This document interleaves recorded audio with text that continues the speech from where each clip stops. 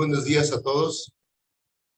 A nombre del Centro de Actualización del Magisterio, quiero darle la bienvenida a todos los maestros a esta conferencia inaugural, los diplomados, cursos y la continuidad de la especialidad en investigación educativa. Este semestre no del ciclo escolar 2021-2022. Un saludo para todos, sean bienvenidos. Quiero agradecerle muy sentidamente la presencia a nuestros conferencistas, la doctora Magali Martínez Reyes, participante del Sistema Nacional de Investigadores. Para nosotros es un honor contar con su presencia, y también con la presencia del maestro José Macario López Valderas, quien preside la Asociación Nacional por la Educación en México. Ambos son miembros de esta asociación de la cual el CAM se enorgullece de establecer este lazo de amistad, y que se los comentaba a ellos en su momento. Esperemos que esta conferencia inaugural, estos diplomados, un buen motivo que abra la puerta para que el CAM de Nayarit y la asociación firmen un convenio de colaboración interinstitucional para el logro y desarrollo de proyectos educativos que nos permitan lograr metas firmes como la de ingreso al SNI de nuestros maestros, y del desarrollo de investigación educativa que impacte en la enseñanza y la calidad de la educación. Sean todos bienvenidos. Vamos a iniciar. Decirles que el Centro de Actualización del Magisterio tiene las puertas abiertas para todos los maestros, trabajando tiempo completo al servicio del Magisterio Nayarita, y orgullosos de contar con la presencia de los maestros del Estado de Educación Básica, de Educación Obligatoria, y de nuestros invitados, Magali, el maestro Macario, y de todos los compañeros también del Centro de Actualización del Magisterio, de este gran equipo, que estamos seguros de que este inicio de ciclo escolar va a ser de mucho éxito para todos. Y aquí vamos a estar siempre al servicio del Magisterio Nayarita. La palabra a nuestro compañero egresado de la licenciatura tecnológica, nuestro compañero Marco Rodolfo, que es, aparte también, es el presidente de la Asociación de Egresados del Centro de Actualización del Magisterio. También es miembro activo de la Asociación Nacional Interdisciplinaria por la Educación en México, para que presente a nuestros conferencistas y conduzca esta conferencia inaugural. Muchas gracias y enhorabuena. Bien, gracias. Buenos días a todos. Me da un gusto estar aquí con ustedes. Un placer, un enorme placer. Como veo caras conocidas y también veo caras que no he visto o no había visto, no había tenido el gusto. Como dijo el maestro Daniel, soy el maestro Marco Rodolfo López Ortiz, para servirles. Soy egresado de Centro de Actualización del Magisterio, de la licenciatura en Docencia Tecnológica. Sin lugar a dudas, orgullosamente egresado del Centro de Actualización del Magisterio. Como también, sin lugar a dudas, habremos de hacer el convenio de colaboración con la Asociación Nacional Interdisciplinaria por la Educación en México. Cabe mencionar que esta asociación surge a partir de una convocatoria que se hizo en meses pasados para que los maestros de toda la República Mexicana, investigadores, alumnos, maestros jubilados, de distinto estrato, tuvieran la participación en el desarrollo de las secuencias didácticas. Cabe mencionar que de aquí del estado de Nayarit fuimos muy pocos, entre ellos su servidor. Si bien es cierto que no pasamos a la tercera fase, pero los trabajos que hicimos están en un repositorio a nivel nacional. El doctor Max Arriaga encargado de este proceso, nos dio en su momento la bienvenida. También he de mencionarles que nos acompaña el maestro José Macario López Valderas, que ha llevado muchos cursos de pedagogía, talleres también, es escritor independiente. Luego les voy a comentar respecto de sus libros. Está también con nosotros, como dijo el maestro Daniel, la doctora Magali Martínez Reyes, quien ha sido encargada del despacho de la dirección de la Universidad Autónoma de México, es especialista en matemáticas y también es profesora de tiempo completo de la misma universidad. Sin lugar a dudas, para nosotros, los del Centro de Actualización del Magisterio, es un enorme placer contar con su presencia. Ellos son los encargados de, además de fortalecer la bienvenida a todos los compañeros, nos van a engalanar con su conferencia. Sin mayor preámbulo, para no ser repetitivo, cedo los micrófonos al maestro Macario y la doctora Magali. Éxito, compañeros. Muchas gracias, doctora Magali. Maestro Marcos, gracias. Maestro Daniel, muchas gracias. Y a todos nuestros compañeros maestros que nos acompañan, también les agradezco la presencia, de tal forma que podamos tratar de crear una disertación en torno a este tema que vamos a trabajar. Y en lo que a mí me compete, pues voy a tratar de insertar una pequeña reflexión o análisis sobre lo que viene siendo los paradigmas en la investigación. La intención es propiamente crear un proceso disertivo teórico que posteriormente aterrice en lo práctico, que es la parte que más a ustedes también les va a interesar, y que corresponde ya a la investigación de manera concreta, sobre todo en el Sistema Nacional de Investigadores. Pero para ello lo voy a dejar con la doctora Magali. En ese sentido me voy a permitir dar el inicio y cualquier duda, cualquier comentario que tengan, pues ya yo creo que a través del maestro Marcos que nos pueda ir pues sobre todo moderando en cuanto a las participaciones, pero con todo gusto aquí estamos para poder disipar dudas en cuanto a nuestras posibilidades y también en cuanto al impacto que queramos de alguna forma pues generar. Sin más preámbulo, me voy a permitir compartir pantalla, si me lo permiten, y vamos a dar inicio. ¿Qué es investigar? El paradigma de la investigación. El arte de investigar es inherente al ser humano. El ser humano en su percepción sensorial adquiere conciencia de su existencia, de su coexistencia y de su entorno. Cuando percibe algún fenómeno natural o social que no puede explicarse, recurre a tres posibles situaciones, tal y como Augusto Comte nos lo mencionaba en la conformación del espíritu positivo. Quiero hacer énfasis en este aspecto porque nosotros como profesores en nuestras intervenciones pedagógicas y didácticas sí encontramos fenómenos que tienen que ver forzosamente con la construcción del conocimiento. Sobre todo vamos a llamar a este aspecto fenomenológico a todo aquello que nosotros no podemos explicar y que sin embargo existe. Por ejemplo, resulta que nosotros estamos en clases, estamos en una actividad de descentralización curricular, de contenidos curriculares, damos los temas y en el momento que estamos dando un tema, resulta que un alumno al que creemos que el tema fue completamente pues comprendido, hacemos ejercicios, el alumno lo resuelve y prácticamente nosotros nos damos por satisfechos porque creemos que en efecto sí lo realizó o sí lo hizo.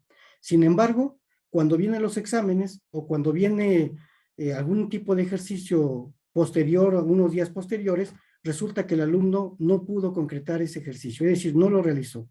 Y entonces nosotros nos preguntamos, bueno, pero ¿por qué no lo hizo si en su momento pareciera que todo estaba bien?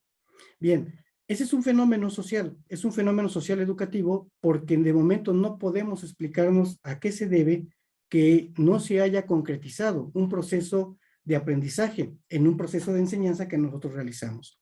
En un primer momento, el ser humano explica su realidad inmediata, basado en un pensamiento teológico, ya sea a través de un fetichismo, de un monoteísmo o de un politeísmo, tal como Augusto Comte lo planteaba. Pues la esencia de lo que manifiesta como algo desconocido es incluso considerado como una manifestación supranatural que va más allá de lo que hasta ese momento humanamente el hombre puede explicarse. Estos tres estadios o momentos del espíritu es lo que Augusto Comte planteaba en su momento. Se buscaba construir ciencia, se buscaba sobre todo conformar un pensamiento científico, pero lo manejaba a través de tres momentos. Cuando el ser humano empieza a dudar de lo que existe, ya sea por la evidencia de una lógica que es anacrónica a los principios de la realidad o de alguna argumentación teórica recibida, leída, escuchada o dictada a través de una conferencia, un curso o un taller, entonces cuando viene la duda epistémica, ¿no? Y como dice René Descartes, la premisa para poder construir el pensamiento científico o para poder investigar tiene que ser la duda, y la duda es la que jamás se nos debe de olvidar. El hombre tiene un periodo que transita del espíritu teológico al metafísico, entendiendo la metafísica como un proceso de transición que vive el espíritu de todo ser humano que empieza a dudar y negar en lo que cree y en lo que la evidencia le muestra. Es cuando comienza a curiosear, a indagar o a investigar sobre lo que considera como una necesidad por explicarse lo que sucede a su alrededor. Los juicios que Immanuel Kant manejaba como a posteriori se integran en juicios a priori, donde el intelecto requiere algo más que la evidencia de la percepción de sus sentidos. Ustedes recordarán, y si no lo recuerdan, sería bueno que lo pudieran observar, pero cuando manejaba los juicios que tenía que ver con proposiciones lógicas, Immanuel Kant, pues hablaba de lo que son a posteriori y a priori. Lo interesante de la transición de lo posteriori es que lo posteriori, los juicios a posteriori, estaban determinados por la propia experiencia. Y en nuestro caso, nosotros como docentes, siempre tenemos una experiencia que nos va determinando la construcción de un pensamiento científico. Pero cuando nosotros llegamos al pensamiento científico es cuando establecemos un juicio a priori, un juicio basado en la razón. De tal forma que, como nos decía Com, si en este momento pasamos a un espíritu científico, forzosamente tendríamos que transitar de un juicio a posteriori a un juicio a priori. ¿Cuándo sucede esto? Pues cuando somos capaces de analizar, de sintetizar, de organizar, de sistematizar y exponer aquellas ideas que afloran en nuestra mente y que queremos compartir con todos aquellos con los que coexistimos, bajo el riesgo de lamentar el conocimiento y la verdad, que aunque relativa, existe la posibilidad de que ésta sea considerada peligrosa o antisocial, ya que aprendes a ver la vida y lo que te rodea de una forma natural. La ciencia en sí misma siempre va a ser revolucionaria y nos va a crear disidencias políticas, sociales, socioculturales y de otra índole. Y inclusive, en ese sentido, bajo nuestro propio rol social, pedagógicas. Porque todo aquello que no vaya de acuerdo a una política educativa, pero que busque el bienestar, en este caso de un educando, pues pudiese generarse como un proceso antipedagógico.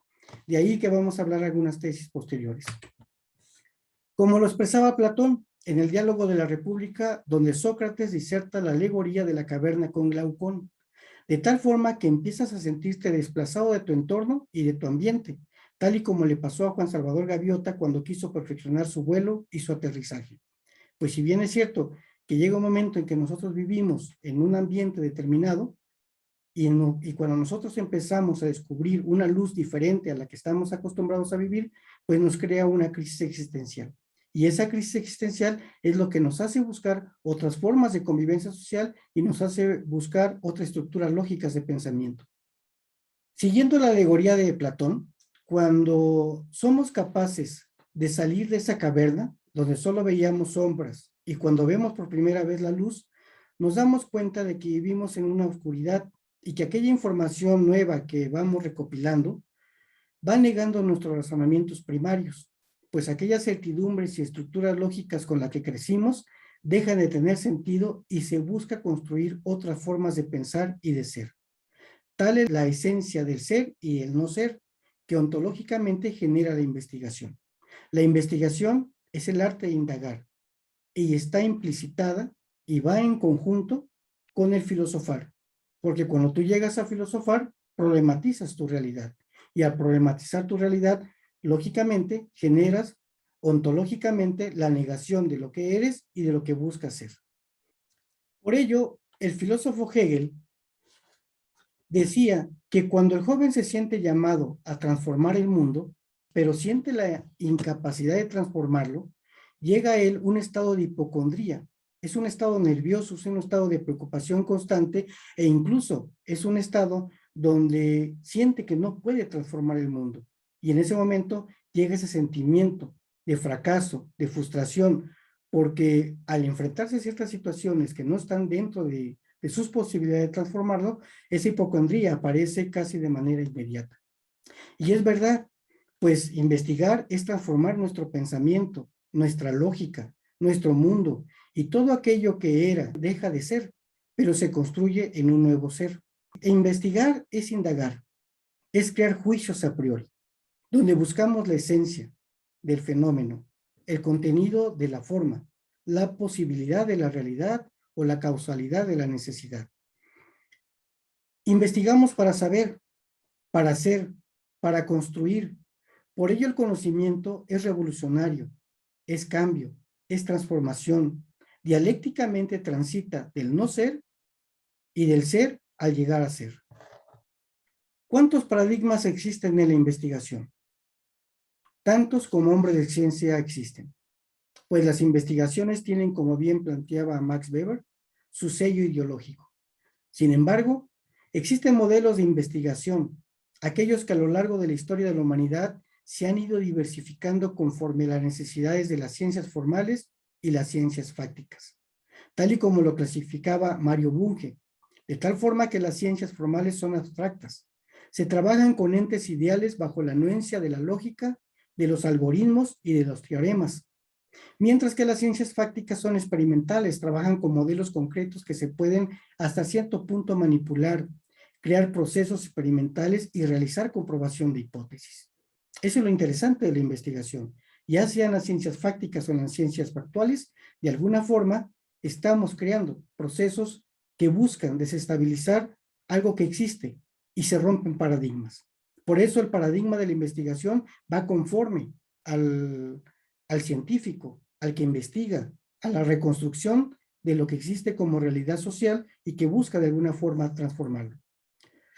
En ese sentido, cuando nuestra conciencia se encuentra imbuido de este espíritu positivo, de este espíritu científico, en términos de Augusto Comte, es cuando el ser humano empieza a crear ciencia y se convierte no tan solo en un filósofo que cuestiona todo lo existente, sino que también se convierte en un investigador y en este caso educativo.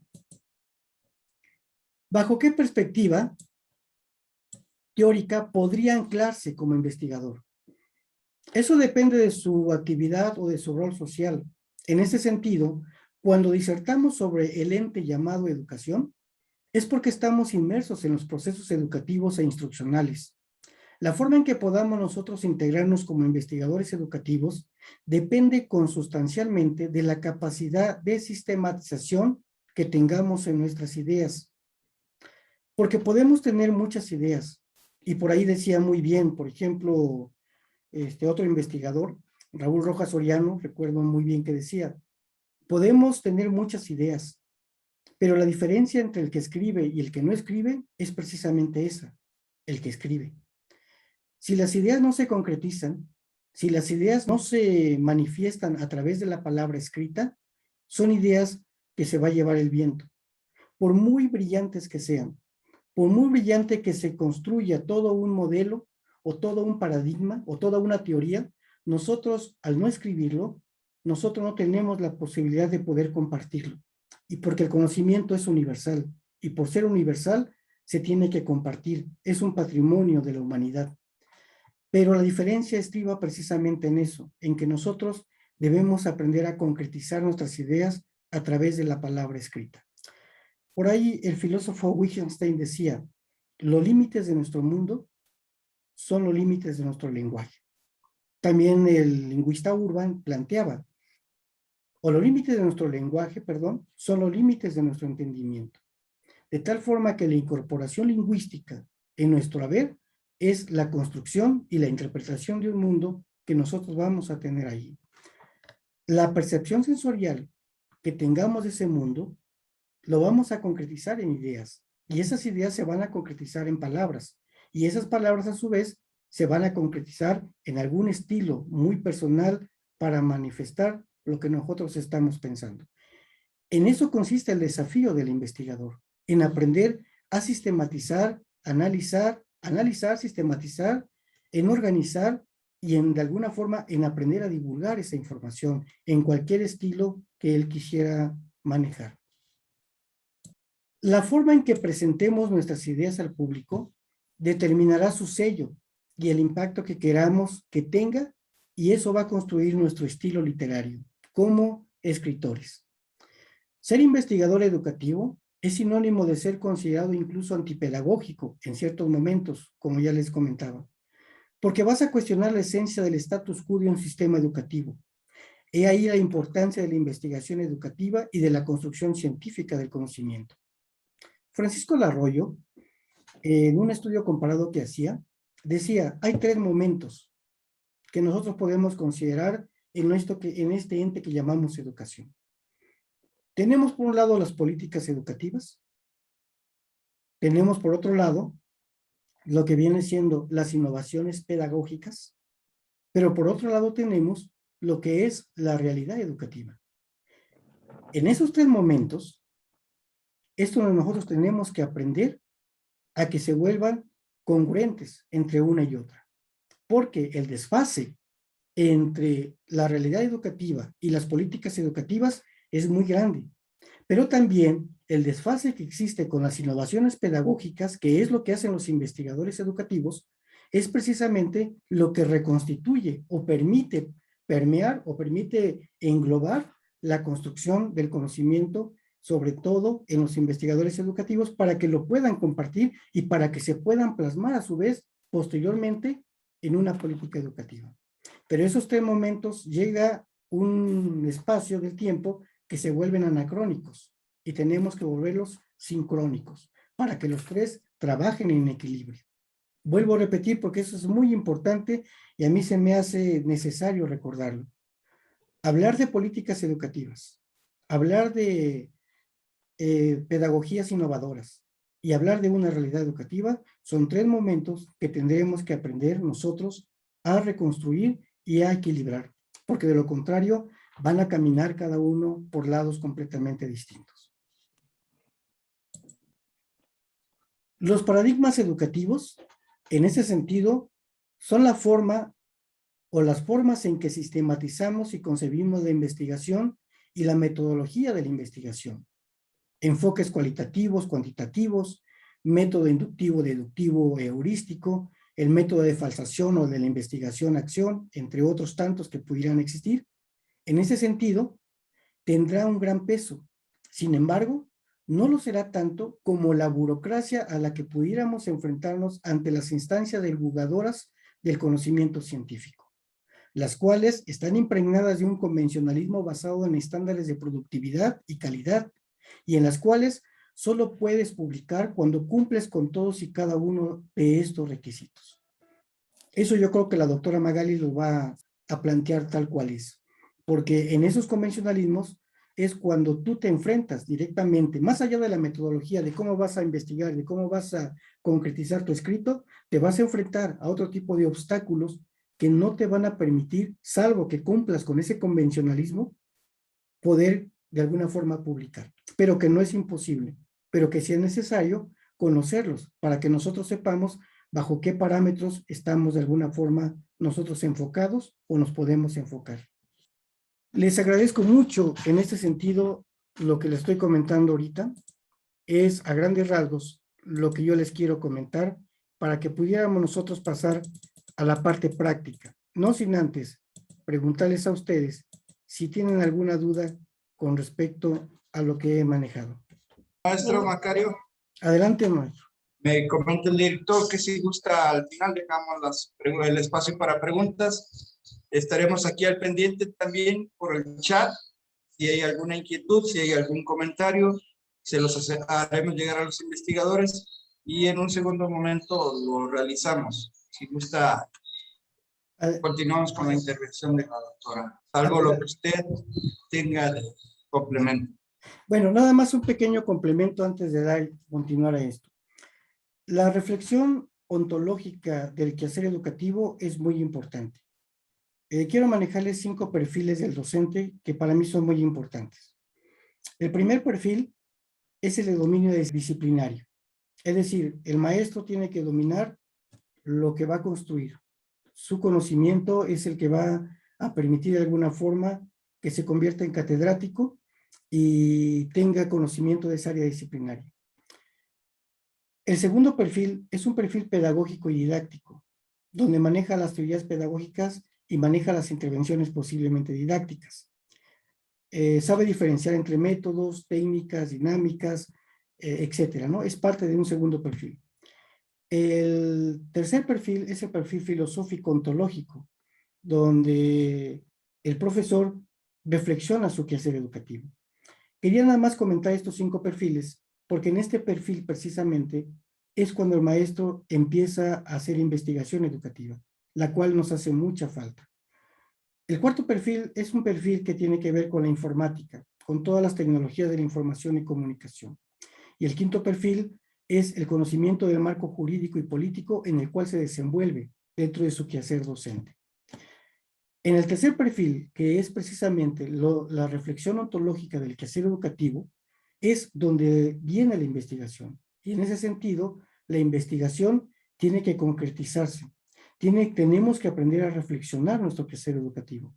Pero si no lo hacemos de manera sistemática, nosotros nos perdemos en esta aventura del pensamiento y del reflexionar, pero no concretizamos.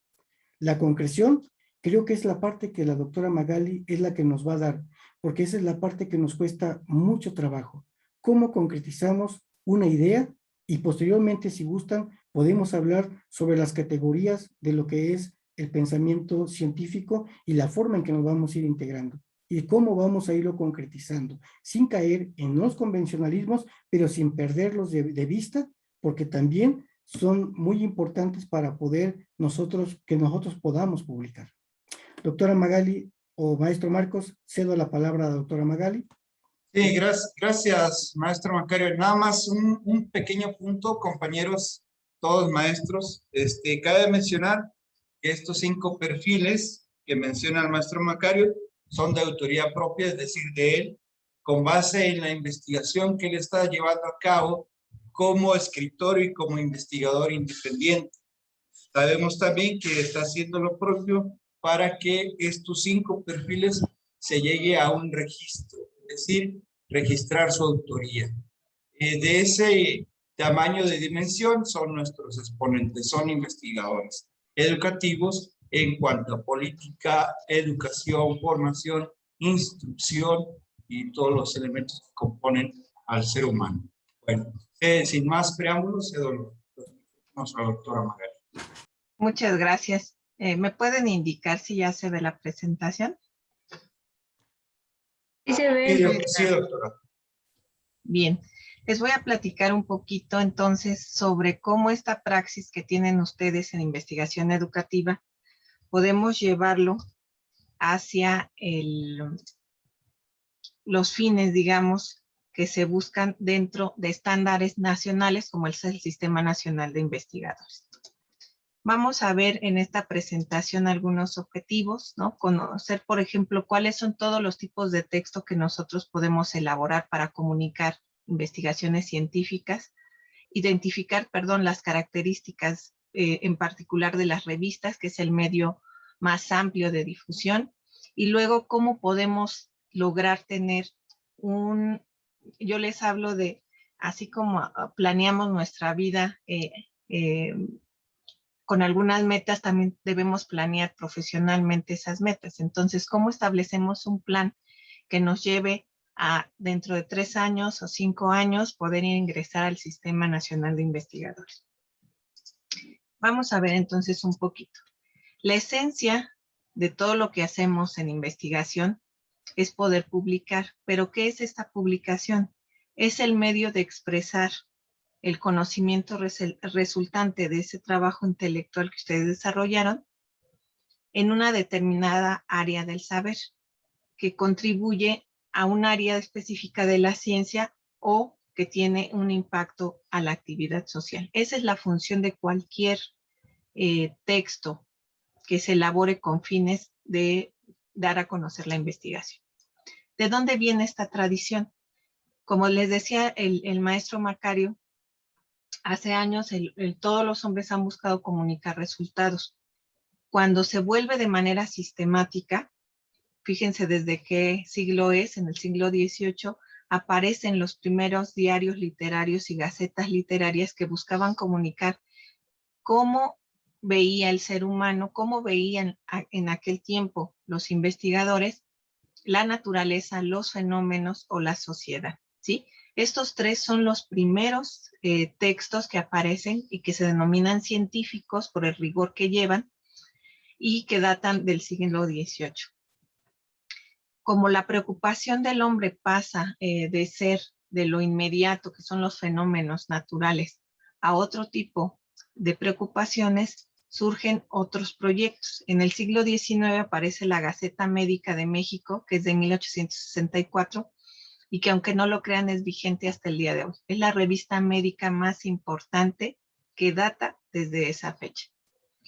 Los siguientes son las memorias de la Sociedad Científica Antonio Alzate. Desde entonces había una agrupación de científicos que determinaban cuál era la política para investigar, se agrupaban y producían textos. Esta idea de las sociedades científicas es lo que después da pie a todo el tipo de asociación y obviamente más tarde a los grupos que están proyectando algún tipo de resultados.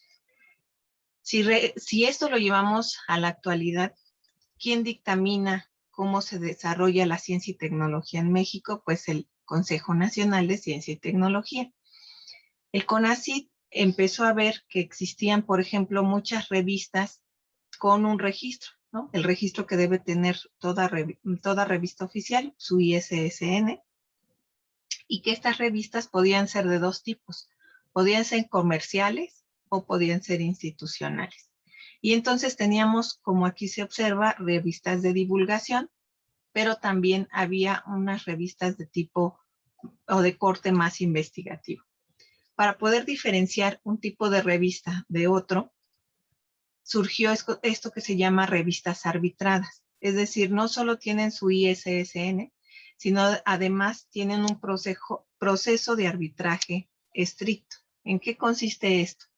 Yo envío un artículo a una revista, el editor en jefe determina si va de acuerdo al objetivo de la revista y en ese momento lo pasa a un comité de evaluadores. Este comité está conformado por 3 investigadores expertos en el área que determinan cuál es la trascendencia científica de los resultados.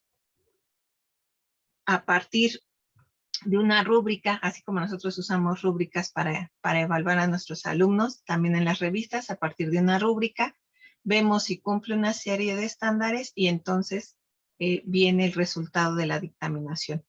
Cuando 2 de esos 3 árbitros lo aceptan, el artículo es publicable. Cuando lamentablemente no obtiene esos 2 resultados, entonces el artículo es no publicable. Y una vez, fíjense, surgieron tantas revistas, tanta necesidad de publicar, que entonces se hizo otro subgrupo, las revistas indexadas. Entonces, ¿qué son las revistas indexadas? Son aquellas que además de tener su ISN, además de tener un proceso de arbitraje, cumplen un criterio de calidad editorial que les permite asegurar esa calidad. La calidad en el proceso editorial, pero también la calidad en la publicación que se tiene. De manera que para el CONACYT, las revistas que va a estar considerando para el Sistema Nacional de Investigadores son estas revistas indexadas. No es que las demás no sean buenas o no es que las demás no sean de calidad, simplemente para la política que se tiene en este momento, este subgrupo de revistas indexadas son las que importan. Entonces, ¿cuáles son? Bueno, vamos a ver antes de pasar esas revistas algo muy breve. Mire,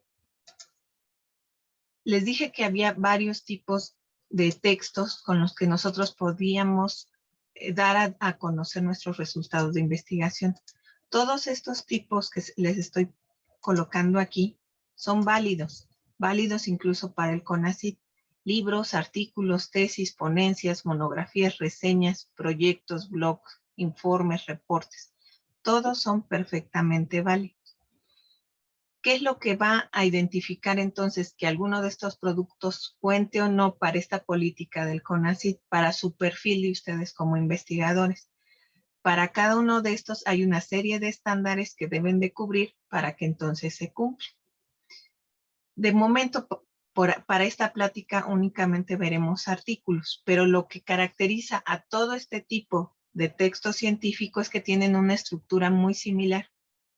Tienen una base que se debe de cumplir, de lo contrario no se considera científico.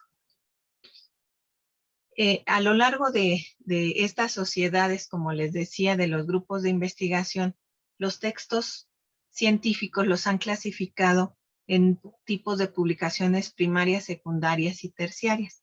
Las primarias, como ven ustedes aquí, son los artículos. De hecho, mucha gente habla de papers, ¿no? En lugar de nombrarlos como artículos, dicen los papers científicos. Los artículos pueden ser científicos, pueden ser académicos, de divulgación y de reflexión. Entonces, esta publicación primaria es lo que precisamente el CONACYT considera como prioritario. ¿Cuáles son las publicaciones secundarias? Entonces ya vienen aquí las ponencias en eventos, protocolos, tesis, revisiones, ensayos, ¿no? Todo este bloque de textos que pueden ustedes tener aquí también son válidos para el CONACYT, solo que en una categoría secundaria. Y finalmente viene la categoría terciaria. Es decir, ustedes también pueden publicar en redes sociales académicas, no es un medio adecuado. Solo que para el CONACYT es una publicación terciaria que sí cuenta, pero no de la misma forma que una primaria. Esto porque a veces tenemos la idea de que no todo lo que producimos o no todo lo que publicamos es válido. No, sí es válido, solo que en una categoría diferente. Vamos a centrarnos en artículos. En los artículos, según la norma APA que todos deben conocer, ¿no?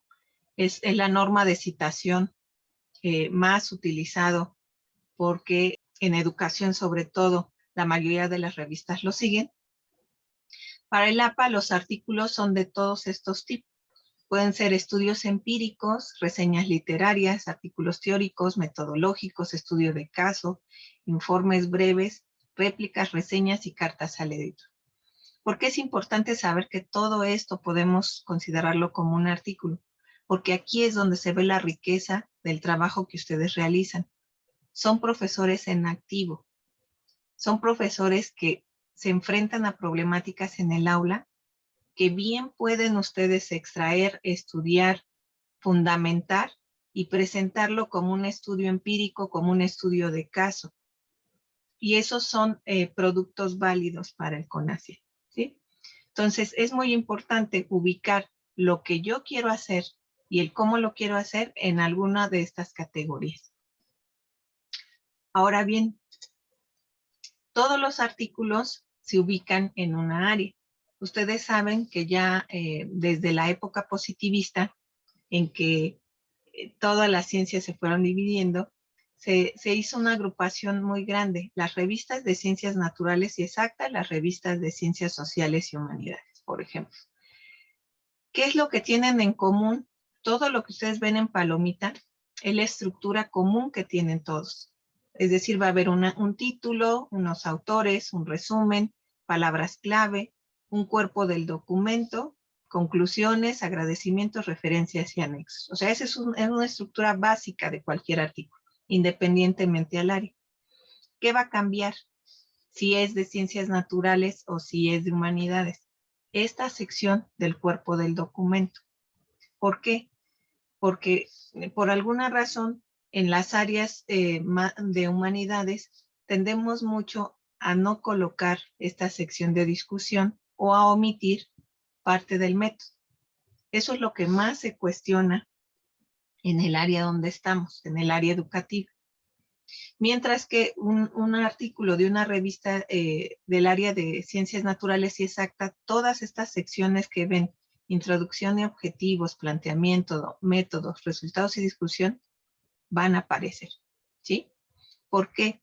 Porque en las ciencias exactas les interesa mucho que el método sea reproducible, que otro investigador en su laboratorio pueda tomar el método y ver si llega a los mismos resultados. Esa idea nos ha faltado un poco en la parte de humanidades. Es decir, no es que no tengamos un método, por supuesto que lo tenemos y tenemos que platicarle a la gente cómo lo hacemos para que entonces ellos vean si en su aula, en su comunidad, sociedad, se puede reproducir. Hablábamos entonces de que las revistas que son arbitradas y son indexadas, su finalidad es dar a conocer los resultados de investigación y entonces surgieron estas plataformas académicas que yo espero que ustedes las conozcan. La más común que usamos para trabajar es Google Scholar, ¿no? Uno va a buscar algo y entonces en el buscador de Google, pues hacemos esta búsqueda. Solo que en lugar de ser el Google automático, debe ser el Google académico o llamado Google Scholar. Ahorita vamos a hacer un ejercicio. Estas plataformas, por ejemplo, ResearchGate, es otra plataforma muy interesante porque ¿qué es lo que quiere un autor? Pues que se conozca lo que está haciendo. Entonces, si yo entro a plataformas donde puedo divulgar el artículo, la ponencia, el libro que estoy publicando para que aquellos que están en mi misma línea de investigación me puedan leer, es mucho más factible, ¿no? Que podamos tener un intercambio intelectual. Entonces, estas plataformas, ResearchGate, Academia Edu, todas estas que les presento aquí, son básicas. Nosotros como investigadores educativos necesariamente debemos consultarlas, debemos tener un perfil y debemos poder hacer búsquedas aquí. Aquí nada más les pongo una imagen de lo que es ResearchGate, porque se requiere que hagan su registro para que puedan entrar. ¿Qué me permite la plataforma? Buscar artículos, seguir publicaciones, un poco lo que les decía, seguir proyectos. Esto es poco utilizado. Es decir, yo registro un proyecto, por ejemplo, determinar el índice de reprobación en alumnos de tercer año de primaria en la materia de matemáticas. Entonces, yo registro un proyecto y todos aquellos que estén interesados en ver reprobación matemáticas en el nivel primaria, podrían estar revisando mi proyecto y aportando. También puedo hacer depósito de artículos, esto es lo más importante, lo que yo les decía, como publicar, ¿no? Lo que ya hice. Puedo seguir autores y coautores, puedo dar el seguimiento a los investigadores y no solo nacionales, sino internacionales. Algo que está como muy de moda es esto que le llaman Open Peer Review.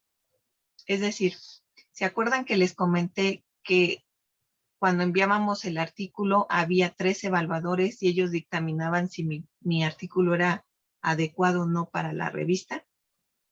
Se busca ahora en esta sociedad del conocimiento abierto, que es la tendencia actual, de que no solo ellos sean evaluadores, sino todos los que investigamos sobre el mismo tema podamos estar haciendo aportaciones a ese artículo y se ocupa esta sección. Vamos a hacer algo ya práctico para que ustedes lo vean. Voy a dejar de presentar y aquí en el chat les voy a poner el primer índice que se llama Redalyc, que es a nivel latinoamericano y que nos permite acceder a las revistas científicas en América Latina. Bien, voy a regresar a Redalyc. Ok. Este es Redalyc. Este portal me permite, como les decía, hacer búsqueda de artículos, autores, revistas, disciplinas, instituciones y países. ¿Por qué es importante para mí como autor poder revisar todo esto? Porque en ocasiones sí tengo el artículo que quiero buscar o la temática que quiero buscar, pero en otras ocasiones simplemente es un autor que vengo siguiendo de ResearchGate o una revista que ya tengo muy identificada, ¿no? Si yo hiciera, por ejemplo, una búsqueda de revistas en educación, entonces me va a arrojar todas las revistas que existen en América Latina que están en este índice en donde yo puedo publicar, ¿sí? Y como ven, por ejemplo, aquí me da 37 revistas.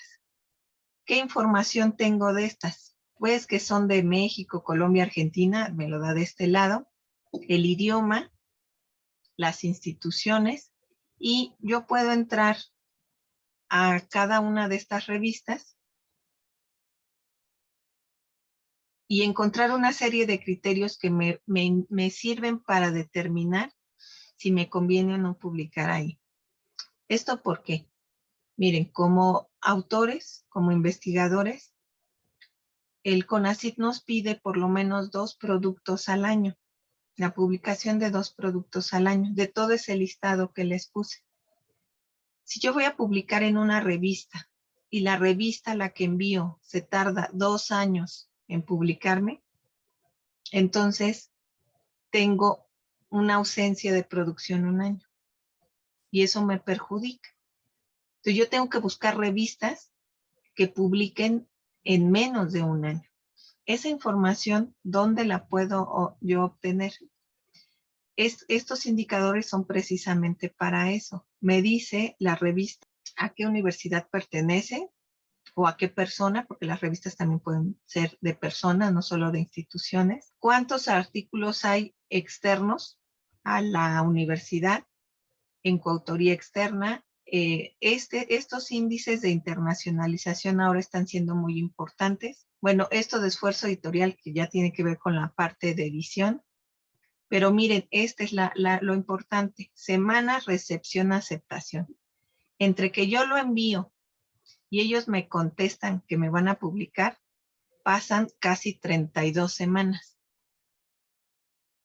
32 semanas, ¿a cuánto equivale? Casi a 8 meses, ¿no? Quiere decir que entre que yo envío y me aceptan, pasan 8 meses. Entonces, eso es un dato importante para mí como autor. Y además, tienen esto que se llama DOAJ. DOAJ, ahorita vamos a entrar, es un sistema que me indica si los artículos en esa revista se pueden descargar y yo puedo leerlos, o si hay que pagar por descargar un artículo. Eso también sucede porque las revistas tienen un costo de publicación, algunas se las cobran al autor, otros ellos ven cómo los financia su propia universidad, y entonces pues nosotros tenemos que decidir un poco si vamos a pagar o no por una publicación, ¿no? Y valorar en función de qué. Todas las revistas van a tener esto, que son sus normas para autores. Ahorita vamos a entrar.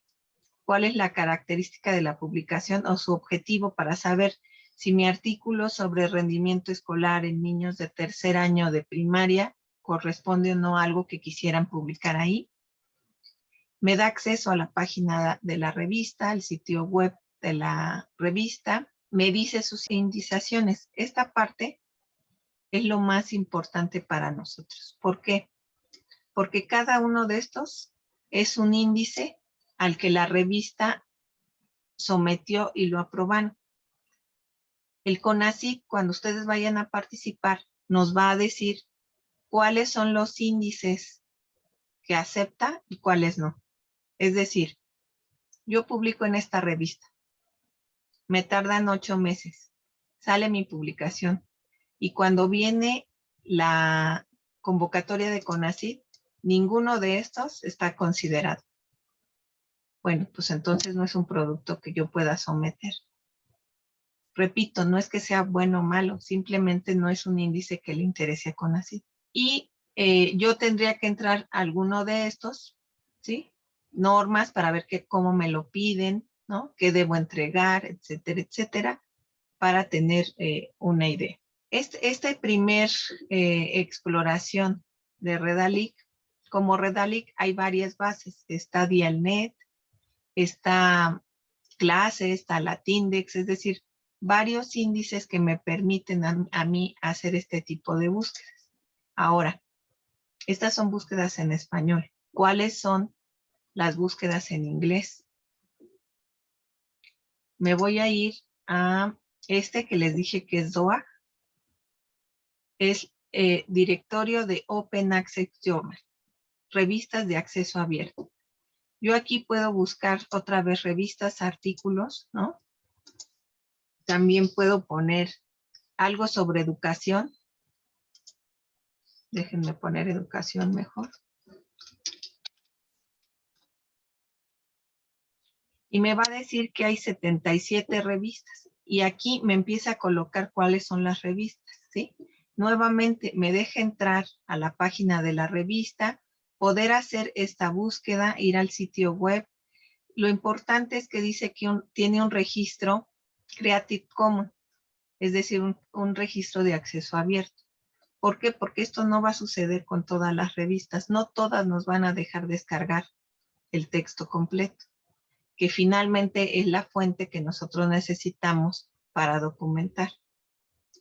Bien, me voy a ir al siguiente, que es Imago. Imago es, aquí mismo dice Journal Ranking, ¿no? Un ranking de revistas. ¿Y qué va a suceder aquí?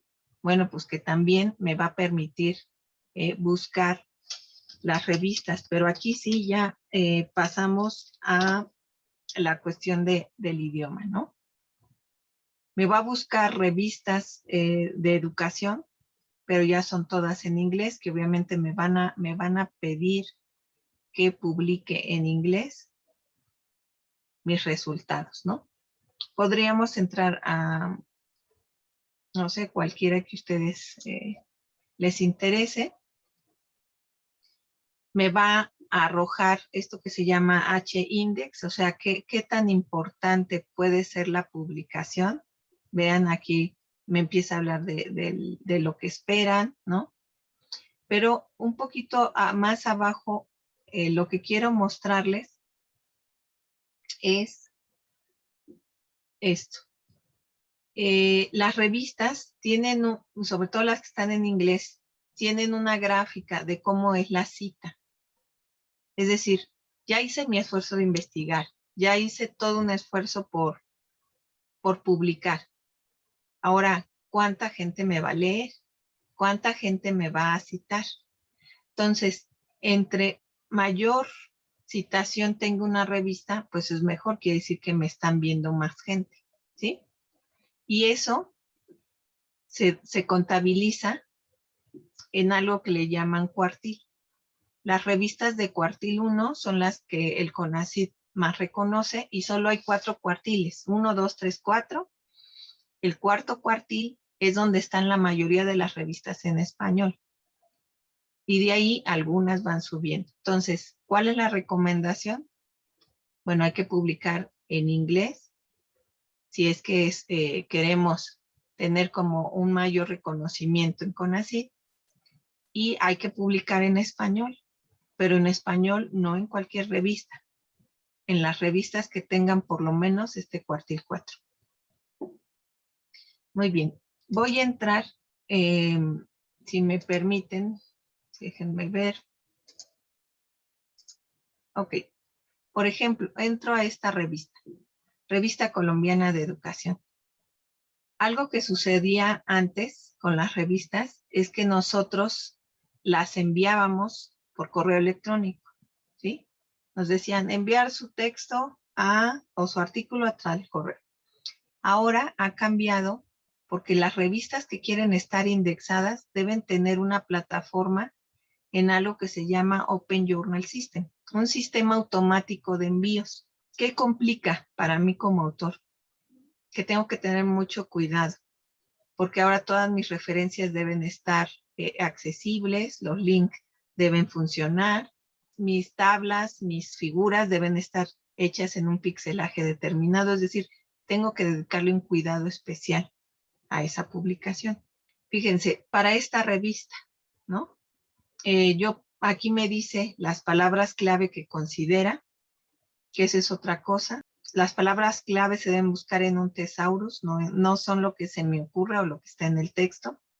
Tiene un procedimiento esto. Esta revista, por ejemplo, es cuartil 3, es en español, pero está en cuartil 3.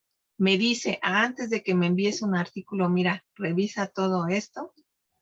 Te voy a decir cuáles son los requisitos de publicación. Y entonces yo tengo que entrar a revisar todos estos requisitos de publicación. Me dice cómo voy a subir mis archivos, ¿sí? y los tipos de artículos que acepta. Vean, como les decía yo, es investigación científica, de reflexión, revisión, ¿sí? O sea, hay varios tipos de artículos. Y de este lado, si ven, me indica todos los índices al que pertenece la revista.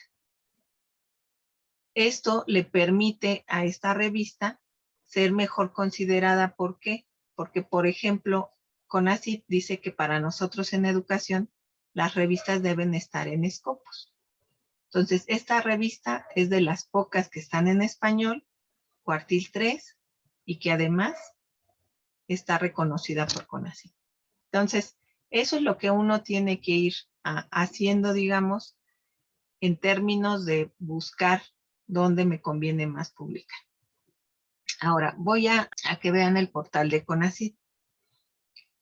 ¿Qué es lo que tengo que ver en CONACYT? Bueno, vean cómo aquí va a estar siempre indicando lo que les decía, las políticas en investigación que tienen, ¿no? Por ejemplo, ahorita le importa mucho este proyecto nacional, ustedes que están en Nayarit, sobre, me voy a regresar un momento, sustentabilidad de los sistemas socioecológicos, ¿no? Entonces, si alguno de ustedes, por ejemplo, dentro de la escuela tiene algo que incida en sustentabilidad, ustedes podrían mandar un proyecto para que se los financien y de ahí mismo, además del proyecto, salga la publicación, ¿no? ¿Cómo me entero de todo esto? Bueno, aquí hay una sección que dice convocatorias y resultados. Voy a entrar muy rápido. Y me dice, a ver, todas las convocatorias que tengo abiertas son sobre estas temáticas. Yo selecciono una temática. Bueno, ahorita no hay esta. A ver, ciencia de frontera, tampoco. Y, ok, aquí sí, el fortalecimiento de comunidad de ciencia. Y aquí empiezan todas las convocatorias que existen de financiamiento. Entonces, yo tengo que entrar y revisar a ver si en alguna de estas convocatorias me conviene participar, ¿sí? Eso es toda una labor, sí, pero esta es la fuente de financiamiento principal que tenemos en investigación. Vamos al Sistema Nacional de Investigadores. Me dice qué es el sistema, ¿no? ¿Cuáles son los beneficios? ¿A quién va dirigido? ¿Cómo acceder? Voy a la convocatoria SNI. Ahorita ya está cerrada. Bueno, dejen ver si la dejaron en abiertas, pero en principio la última convocatoria ya está cerrada. Y el SNI tiene estas categorías: ingreso, permanencia o promoción, investigadores eméritos. Si yo me voy a ingreso, permanencia o promoción, miren, voy a abrir la convocatoria 2021. Obviamente viene cuál es la política que le interesa al CONACYT en función de reconocer a los investigadores. Me habla de un reglamento, ¿no? De cómo opera, de un currículum vitae, que hay que armarlo, y de los criterios de evaluación específicos por área. ¿Qué significa esto? Que el CONACYT tiene varias áreas, pero le interesa, para cada área tiene unos requisitos específicos y unos productos a evaluar que contabiliza de manera diferente. Entonces, a mí me sirve siempre, perdón que lo pase tan rápido, estos criterios específicos de evaluación. Bueno, ahorita no está funcionando muy bien. Aquí lo que van a encontrar ustedes, si no se los abro, es los requisitos por área y los requisitos para educación. Ese es nuestra base para hacer ese plan de vida profesional, para decir, a ver, de aquí a 3 años que yo tenga el doctorado, o de aquí a 5 años que tenga el doctorado, yo debo tener estos productos en tales revistas y considerando siempre 2 por año. Para terminar esta parte de la navegación, quiero mostrarles muy rápido. El CONACYT también reconoce revistas nacionales, y eso se encuentra aquí donde dice Sistema de Clasificación de Revistas Mexicanas de Ciencia y Tecnología. Mi recomendación es que ustedes empiecen por publicar en estas revistas, porque son nuestro primer acceso. Son revistas mexicanas de impacto internacional, pero buscan posicionarse. Entonces, el tiempo de publicación en estas revistas, en lugar de ser los 8 meses que vimos hace ratito, por lo general son de 3 a 5 meses, ¿sí? Y como pueden ver, pues dependiendo del enfoque que tengan, ustedes podrán entrar a lo mejor al área de humanidades y ciencias de la conducta, o sociales, o multidisciplinarias. Ahí encontraremos cuáles son estas revistas, ¿no? Me dice sus resultados de clasificación y yo ya las puedo buscar y ver si lo que yo investigo corresponde a los objetivos de esta revista. Bien, nos pregunta Jesús que si para ingresar al SNI deben tener una afiliación a alguna universidad. Fíjense que en las convocatorias anteriores lo que se pedía es que tuvieran una carga de investigación de 20 horas. Afortunadamente, en este gobierno actual, esa condición se quitó. Con que ustedes sean profesores, tengan una carga horaria y tengan los estudios de doctorado, con eso es suficiente para participar. Entonces, es una gran oportunidad, de verdad, porque se está abriendo el sistema nacional a considerar que los profesores en activo hacemos investigación en el aula y podemos dar resultados. Voy a terminar entonces esta parte, ya que tenemos un poquito de tiempo. Les comentaba que el proceso editorial que lleva cualquier revista ya lo hace en este sistema, que es el Open Journal System. El autor tiene que hacer su envío de acuerdo a los requisitos que pida la editorial. Este editorial empieza a hacer su proceso, es decir, asigna sus evaluadores, hace su proceso de evaluación, ¿sí? En este marco, digamos, la gente que trabaja en la editorial de la revista, pues está haciendo sus procesos de revisión, sus procesos de asesoría, sus procesos de corrección, ¿sí? Y llega un momento en que le dan una retroalimentación al autor y le dicen, a ver, nuestro dictamen es aprobado con modificaciones o rechazado. Si me dicen aprobado con modificaciones, entonces es el momento en el que me dan las observaciones para que las subsane y pueda nuevamente regresar el envío. Una vez que regreso el envío, entonces ya ellos continúan con su proceso editorial y terminan publicándolo. Ya hay revistas, como lo vimos, en este recuadro, el último del lado derecho, donde dice archivo de la revista, donde ellos lo ingresan a buscadores como el Google, ¿no? Para que cuando alguien busque el tema, pues aparezca el artículo de ustedes. Como autor, algunas cuestiones que nos preocupan es esta. Por ejemplo, ¿cuántos firman, quiénes y en dónde? Les puse esta imagen que es de una universidad, donde, por ejemplo, para una persona, un trabajador, investigador, si él es el primer autor, le asignan 6 puntos. Pero si es segundo autor, pues ya baja a 5. Si es tercer autor, baja a 4. Y si es cuarto autor, no le dan puntos.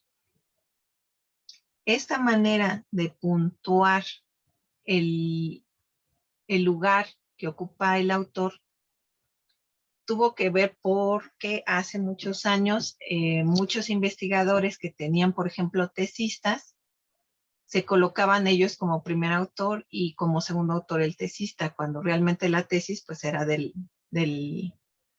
alumno y tendría que estar como primer autor. Entonces empezaron a penalizar un poco estas prácticas no adecuadas y ahora, bueno, tienen un criterio diferente. Esta revista que aparece aquí, que yo les recomiendo que vean, es en resi.org, tienen muy claros, por ejemplo, cuando se envía un artículo y ustedes dicen somos 4 o 5 autores, les dan una tabla y les dicen qué hizo cada autor para el artículo. Y esa tablita la publican al final de la revista para que le cuente a cada una de las personas que participó cómo se debe, en función de lo que contribuyeron. No es una práctica de todos, pero es muy sana. Bien, de manera muy rápida, entonces les voy a decir cuál es la estructura general de cualquier texto científico, incluyendo el artículo. Los más comunes son estos que se llaman IMRAD, AIMRAD, IRDA. Ahí vamos. ¿Qué significa? Introducción, método, introducción, material y métodos, resultados y discusión. Hay quien incluye el abstract o resumen, por eso se llama ahora AIMRAD, ¿no? Que es resumen, introducción, materiales y métodos, resultados y discusión. Y otro que le ponen IRDA, introducción, resultados, discusiones, materiales y métodos. Para el área educativa, nosotros nos quedamos con IMRAD o IMRID. Introducción, métodos, resultados y discusión. ¿Sí? Entonces, ¿cómo sabemos, por ejemplo, les puedo compartir desde la parte de los que evaluamos artículos para ver si corresponden? Nosotros buscamos esta estructura en el artículo, pero además buscamos la estructura que tiene. Recuerden que el resumen es lo que la persona que está buscando información lee. Y a partir de eso determina si sigue leyendo o ya no su artículo. ¿Sí? En ese sentido, tenemos, por ejemplo, aquí un resumen. La primera parte de un resumen siempre será la introducción. Después vendrá el método e instrumentos. Luego la sección de resultados y luego la sección de conclusiones y discusión. Si un resumen no tiene esta estructura, entonces no me van a aceptar mi artículo. Normalmente, hace años, nosotros redactábamos de manera que en el trabajo o en la redacción quedara muy claro, porque había palabras clave, como decir el objetivo de este trabajo, ¿no? El método es este, los resultados son estos, se concluye que, y entonces era muy fácil identificar las secciones. Ahora ya no se redacta así. Un poco el maestro Macario les decía que va cambiando el discurso en función de paradigmas, en función de estructuras, en función de cómo debes usar el lenguaje. Les hablé también de las palabras clave.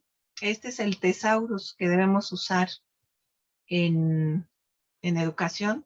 El tesaurus es de la UNESCO. Entonces, cuando yo voy a mandar un artículo, tengo que verificar si las palabras claves que estoy colocando están ahí.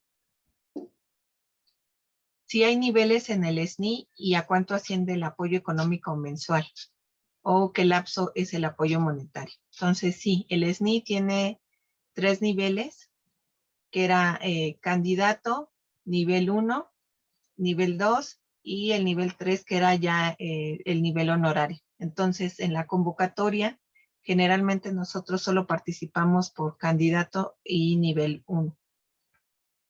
Ya cuando son investigadores consolidados, bueno, van aumentando de nivel. En esta última convocatoria le cambió un poco la denominación CONACYT, pero viene siendo lo mismo, candidato y nivel 1. En el nivel candidato únicamente es por un año, porque se entiende que van a recibir un apoyo y que en ese año van a publicar, de manera que les permita subir al siguiente nivel. En el nivel 1 es por 3 años, y al término de los 3 años hay que volver a concursar para ver si continúa en nivel 1 o haciendo a otro nivel. El apoyo económico hasta hace unos años, el nivel SNI candidato recibía aproximadamente unos 7,500 pesos mensuales por ese año. El nivel 1 recibía cerca de 9,000 pesos mensuales y obviamente conforme van subiendo de nivel, van subiendo de apoyo económico. Hay un tope, es decir, ya el mismo CONACYT ha topado de acuerdo a un número de salarios, entonces el nivel más alto del SNI pues estará ganando cerca de 14,000 pesos mensuales. Ese apoyo también tiene que ver con la necesidad que va a tener el investigador de pagar sus publicaciones. Yo les decía, hay revistas que cobran y hay revistas que no cobran, pero lamentablemente muchas de educación, para poder publicar hay que pagar, o para poder descargar los artículos que van a estar en mi bibliografía, también tengo que pagar. Entonces, muchas veces ese apoyo sirve precisamente para financiar la publicación que yo voy a tener que realizar. Bueno, también los proyectos de investigación, como ya lo vimos en la página del CONACYT, hay muchas convocatorias para proyectos. Mi recomendación es traten de verdad de someter proyectos. A mí me gusta mucho porque el CONACYT en este sentido, porque saca incluso proyectos regionales, o sea, proyectos que van específicamente para el estado de Nayarit, en donde les dice, me interesa quienes investigan en estos puntos, ¿no? Y muchas veces no nos enteramos, esas convocatorias se van desiertas y pues dejamos perder algunos recursos que son importantes para desarrollar investigación. Entonces siempre hay que estar revisando. También las ponencias en congresos, ustedes saben, hay muchos congresos de mucho tipo. Habría que identificar cuáles son los más adecuados para lo que a ustedes les interesa y siempre verificar. Miren, para el CONACYT, el que ustedes presenten la ponencia es importante, pero lo que más importa es que tengan unas memorias de ese evento y que ese evento tenga su registro de ISBN o ISSN si ya son periódicas. La ponencia por sí misma cuenta como una comunicación, pero las memorias ya cuentan como una publicación. Muy bien, sobre todo porque creo que hay más inquietudes en cómo iniciar y cómo podemos ir transitando, ¿no? hacia este salto de ser profesores a convertirnos en investigadores. Bien, de mi parte sería esto de momento. Bueno, hay una pregunta que si una vez siendo investigadores SNI en alguno de los niveles que ya mencionó y logrando la permanencia, se pueden lograr la jubilación dentro del Sistema Nacional de Investigadores, dentro de lo que conoce, doctora. Sí, el reglamento del SNI dice que después de permanecer 20 años en el sistema, le dan como un cargo honorario y entonces se mantiene ya vigente la distinción. Lo que va cambiando, ahí sí depende mucho de la política del gobierno que esté en turno. Hace unos años, por ejemplo, permanecía la distinción, más no el ingreso económico. En los últimos años han mantenido ambos, tanto la distinción como el ingreso. Gracias, espero que haya sido contestada la pregunta del compañero que la hizo. Si alguno de los compañeros tiene alguna inquietud, dejamos los micrófonos abiertos unos minutos y si no, como ahorita, igual yo, si se juntan las preguntas, hago el planteamiento y si hubiese muchas preguntas, pues le hacemos llegar las mismas a los ponentes. Sabemos que no es la primera ocasión en la que vamos a colaborar de manera completa. Bueno, a mí me gustaría hacerle una pregunta al maestro Macario. Y una de las cosas que yo quisiera como aumentar o que me explicara parte de los perfiles que él comentó que como usted comenta son de su autoría, nada más como que me ampliara un poquito más sobre el marco jurídico y político, porque para él en esta parte debemos de estar preparados como docentes. Gracias, maestra. Voy a tratar de irlo hilando para no perdernos de la línea de trabajo con respecto a lo que es la investigación. Y respondo a su pregunta, maestra. Dentro de los 5 perfiles, todos son importantes y de hecho si la formación, lo que es la formación, la actualización y la capacitación se manejaran con esos perfiles, posiblemente podríamos retroalimentar y consolidar mejor nuestras intervenciones pedagógicas y didácticas de manera práctica. Ese quinto perfil, que es el marco jurídico y político, es importante por muchas razones. Primero, porque en el marco político permite de alguna forma establecer nuestro rol social dentro del ejercicio del poder. El poder es una relación, es un concepto que se maneja en toda la relación humana. Tan es así que Aristóteles siempre lo manejó como el son politikol, ¿no? Que se refiere a que el hombre es un animal político. Y el ejercicio del poder siempre va a estar relacionado en nuestro quehacer educativo, en nuestras relaciones familiares y en cualquier otro tipo de relación humana. La importancia de tomar conciencia del ejercicio del poder es que podemos nosotros establecer los límites del ejercicio de nuestra propia acción como seres humanos. No tan solo en nuestra vida personal, porque si nosotros lo llevamos a nuestra vida personal, estableceríamos relaciones más claras, más precisas con respecto a los roles que establecemos en casa, en la familia, por ejemplo, el rol de poder del padre, el rol del poder de la madre, el rol del poder de los hijos y de todas aquellas personas que estamos cohabitando. El ejercicio del poder es la capacidad que tiene un ser humano para imponer su voluntad sobre uno o sobre otros, pero puede ser bajo dos vertientes, la persuasiva y la coercitiva. Dentro de los marcos que nosotros nos manejamos, existe 4 instancias que se manejan en nuestras relaciones humanas y se maneja el ejercicio del poder a través de lo que viene siendo el Estado, la religión, la escuela y la familia, y un posible quinto que podría ser las relaciones laborales. Pero en el ejercicio del poder se marcan los límites, pero esos límites están establecidos en un marco jurídico y normativo. ¿Por qué? Porque al vivir en sociedad se normativiza nuestra relación humana. Normativizar significa que estamos nosotros apegados forzosamente a una relación causal enfocada directamente en relaciones jurídicas, donde existe el deber ser que va más allá del ser, porque el ser puede ser, en este caso, por ejemplo, que manejaba la doctora Magali, yo soy escritor independiente. ¿Por qué soy independiente? Porque no me fijo en ese arbitraje que existe con respecto a la posibilidad de escribir y de manifestar lo que yo pienso y lo que yo creo. Si yo quisiera un estímulo socioeconómico, tendría que entrar a esa normatividad que es forzosa para poder regirme, y eso implica un marco jurídico, un marco normativo.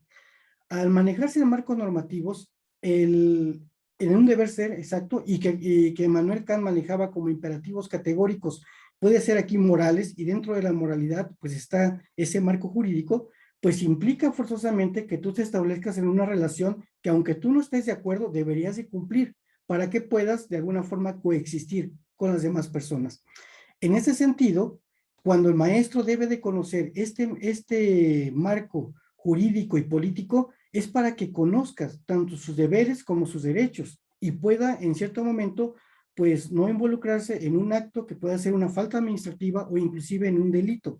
Si el maestro no conoce este marco jurídico y este marco político, pues se dan precisamente muchos de los problemas que actualmente en las redes sociales se manejan en demasía, porque siempre se empieza a, ¿cómo le llamamos? Como a crucificar en términos peyorativos, llamémoslo así, no por cuestiones religiosas, sino peyorativas, a la persona. Se empieza como a generar malas acciones o malos hábitos, ¿no? Tal y como nosotros lo hemos observado. No sé, por ejemplo, tal maestra le gritó a un alumno, y eso no debe ser, ¿no? Porque es un acto discriminatorio. Y no sé, entre otros ejemplos. La importancia de este marco jurídico político es lo que determina precisamente la capacidad de conocer en dónde vamos nosotros a caminar bajo esas dos acciones. No sé si a esto responda la pregunta, maestra. Completamente, completamente, maestro. Entonces, y fíjese, no es malo ni el ser, ni entre el deber ser, es nada más saber cómo en qué espacio y en qué momento se debe de dar cabida a cada una de estas dos vertientes, ¿verdad, maestro?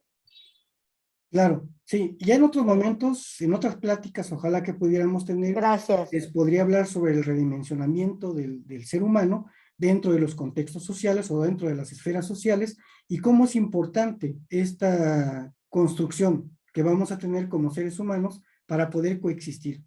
En la doctora Magali, por ejemplo, se me hace muy interesante todos los lineamientos que se debe de manejar a partir del CONACYT, porque aunque nosotros quisiéramos ser investigadores, si no entramos dentro de ese convencionalismo intelectual o social, dentro de esa política educativa, pues definitivamente no podríamos tener los beneficios que nos va a generar el hecho de investigar o que de alguna forma se pueda estimular económicamente ese acto de la investigación.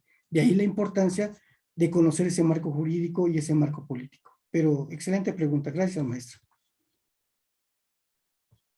Y en ese sentido, me permito decir unas palabras. Ser maestro es dignificante desde el momento en que se nos atribuye tal vocación.